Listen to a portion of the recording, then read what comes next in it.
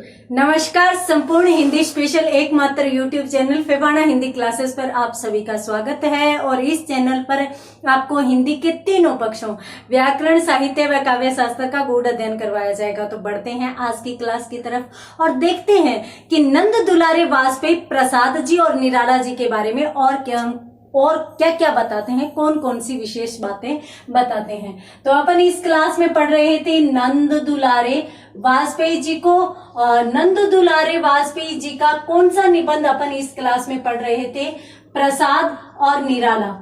देखिए, प्रसाद और निराला जो निबंध है, प्रसाद और निराला, उसमें कल की क्लास में अपनों ने बात की थी कि भी प्रसाद व निराला के काव्य की कौन कौन सी विशेषताएं हैं। तो प्रसाद व निराला में अपनों ने देखा कि निराला के काव्य में जहां व्यापकता दिखाई देती है, वहीं पर प्रसाद जी के काव्य में गहराई दिखाई देती है। यानी इनके काव्य में अंतरंग गहराई दिखाई देती है। इनका काव्य गहराई लिए हुए है, गहनता लिए हुए हैं। और इनका जो काव्य है वो व्यापकता। इनका काव्य अधिक व्यापक क्यों हुआ? इसलिए हुआ क्योंकि ये जीवन के प्रति उदासीन थे। इनके जीवन में ऐसा कुछ था ही नहीं कि जिससे ये प्रेम कर सके, जिसके साथ ये समय बिता सके, जिसके साथ ये बैठ सके। तो इसलिए इनका जीवन के प्रति तो उदासीनता थी। इनकी जो अपना व्यक्तिगत जीवन था उससे तो ये उदासीन थे। तो इन्होंने क्या किया? समाज से संबंधित अनेक प्रकार के अनुभव इकट्ठे किए। तो इसलिए इनकी दृष्टि व्यापकता लिए हुई थी। दूसरी तरफ प्रसाद के काव्य की यदि बात करें तो प्रसाद का काव्य आत्मिक संघर्षों से भरा हुआ था। आत्मिक संघर्षों से भरा हुआ था। अब आत्मिक संघर्षों की यदि बात करें तो प्रसाद जी का जीवन यदि अपन देखते हैं तो पहले पिता की मृत्यु हो गई थी। उसके बाद इन्होंने घर संभाला तो घर संभालने में इनके भाई सहायता करते थे। भाई की मृत्यु हो गई और फिर यूं हुआ कि इनका खुद का विवाह हुआ तो इनकी पत्नी को क्षय रोग हो गया। अब क्षय एक ऐसा रोग होता है जो संक्रामक रोग होता है, जिसके कीटाणु फैलते हैं।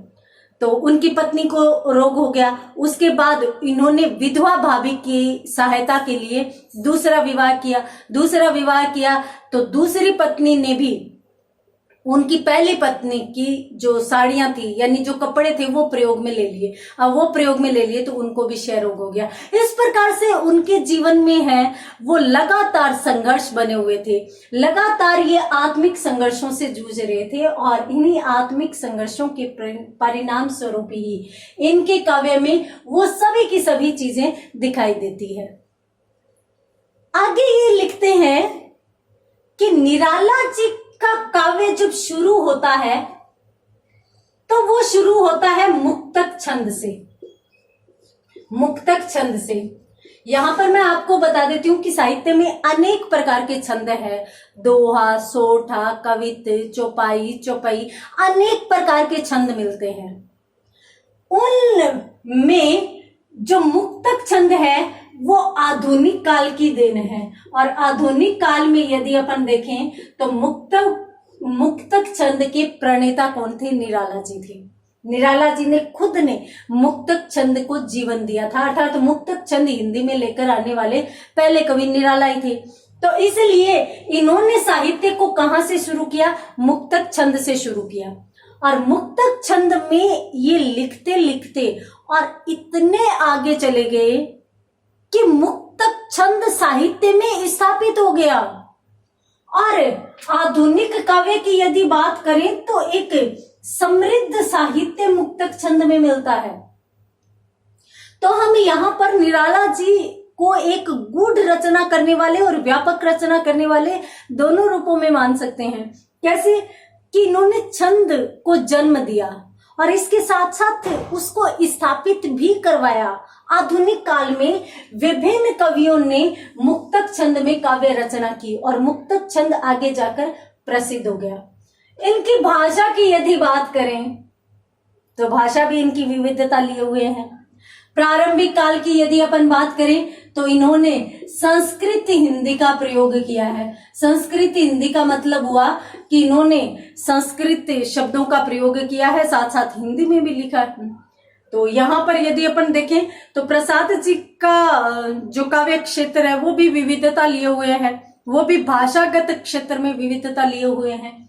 तो यहाँ पर निराला जी के काव्य में भाषागत विविधता दिखाई देती है।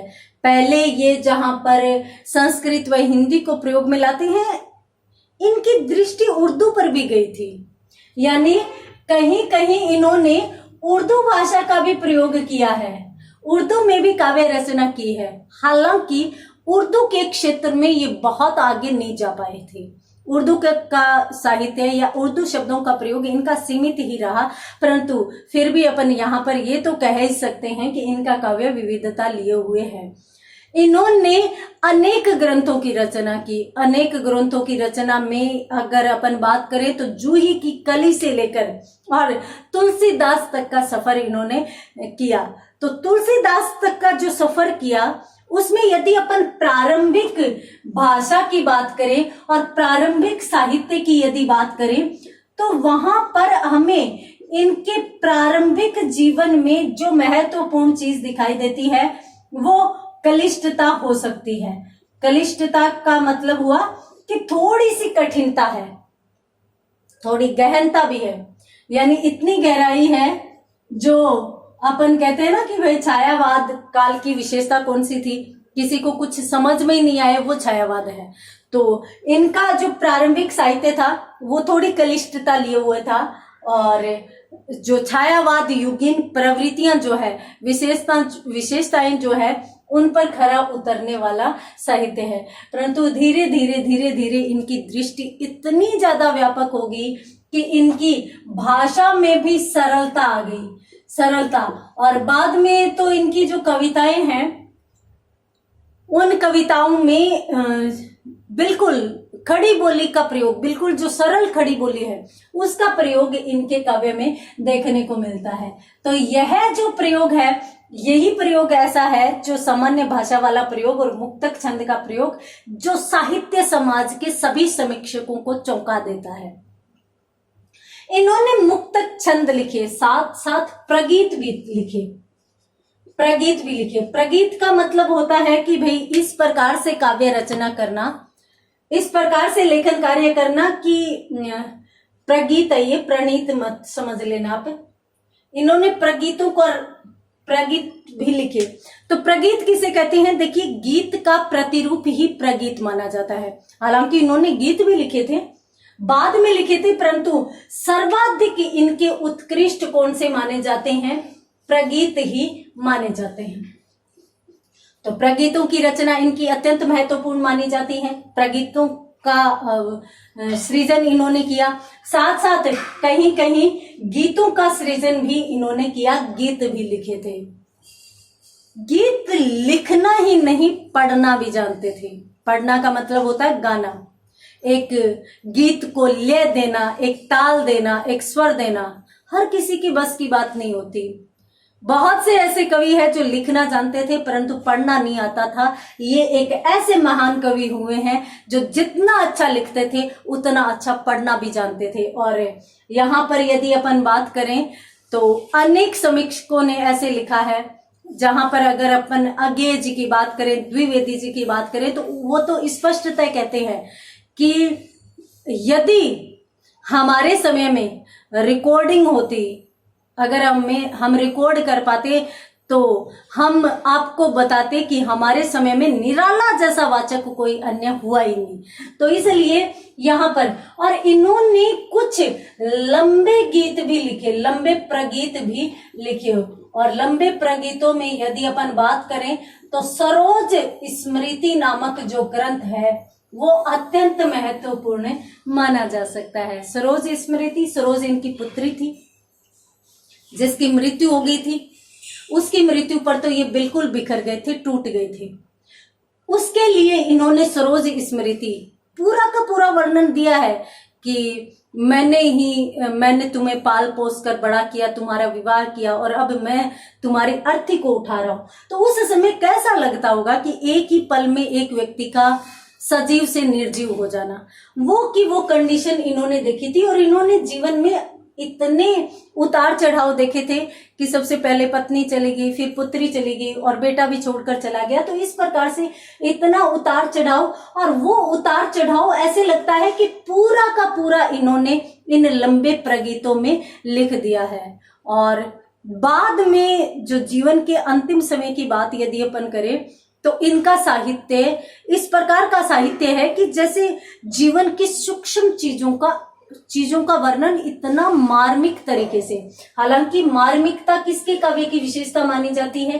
प्रसाद जी के काव्य की विशेषता मानी जाती है। परंतु निराला जी के काव्य में जब जीवन के अंतिम समय को देखें तो उनका काव्य गहन मार्मिकता लिए हुए है। अपनों ने यहाँ पर देखा कि भाई निराला जी का काव्य किन किन दौर से गुजरा, किन किन चरणों से गुजरा। तो यहाँ पर अपनों ने बात की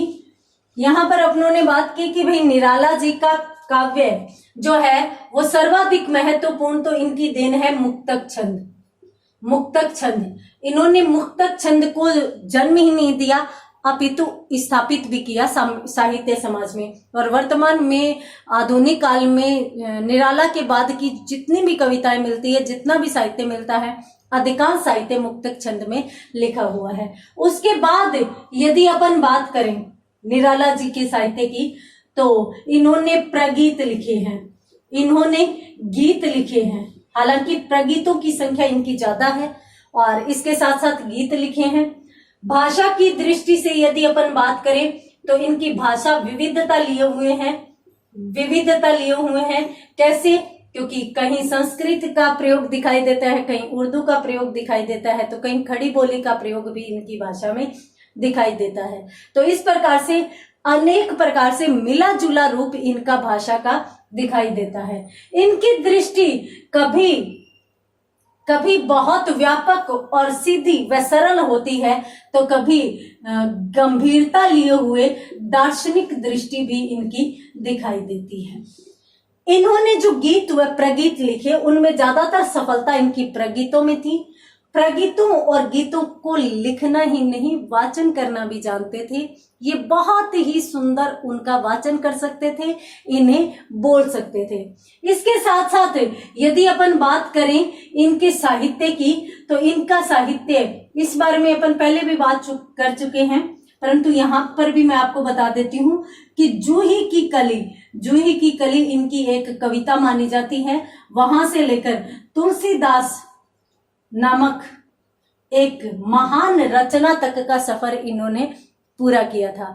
तो इसलिए इनकी रचनाओं में है वो कहीं पर गहनता, मार्मिकता दिखाई देती है तो कहीं पर अत्यंत सरलता भी दिखाई देती है। इस प्रकार से विविधता लिया हुआ साहित्य निराला का साहित्य माना जाता है। अनेक रचनाएं हैं, अनेक छोटी छोटी कविताएं हैं। बादल राग, वह तोड़ती पत्थर।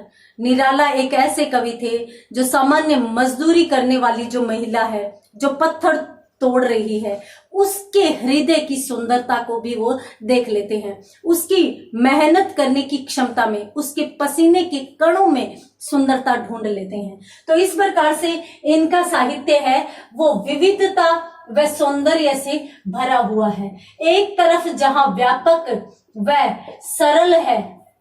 व सरल है तो दूसरी तरफ वह गूढ़ भी दिखाई देता है, गूढ़ता लिए हुए भी दिखाई देता है। तो इस प्रकार से निराला के साहित्य की जो अपन बात करें तो 20वीं शताब्दी में ये एक ऐसा महान कवि था। ऐसे कहा जाता है ना महात्मा गांधी के बारे में कि शायद ही आने वाली पीढ़ी इस बात पर विश्वास करे कि किसी ऐसे हाड़मास के पुतले ने जन्म लिया था। उसी प्रकार से निराला जी के बारे में शायद ही कोई विश्वास कर सके कि भाई इतनी विषम परिस्थितियां, उस पर भी मानसिक विक्षिप्तता और उस दशा में भी इतना सुंदर साहित्य रचना करना, शायद ही कोई ऐसा व्यक्तित्व समाज में आ सकता है, कोई ऐसा महान कवि साहित्य दे सकता है। तो इसलिए यहाँ पर अपनों ने निराला जी के साहित्य की बात की, और भी बात करेंगे, परंतु आज की क्लास में इतना ही। मिलते हैं अगली क्लास में आगे के विषय के साथ। तब तक के लिए धन्यवाद।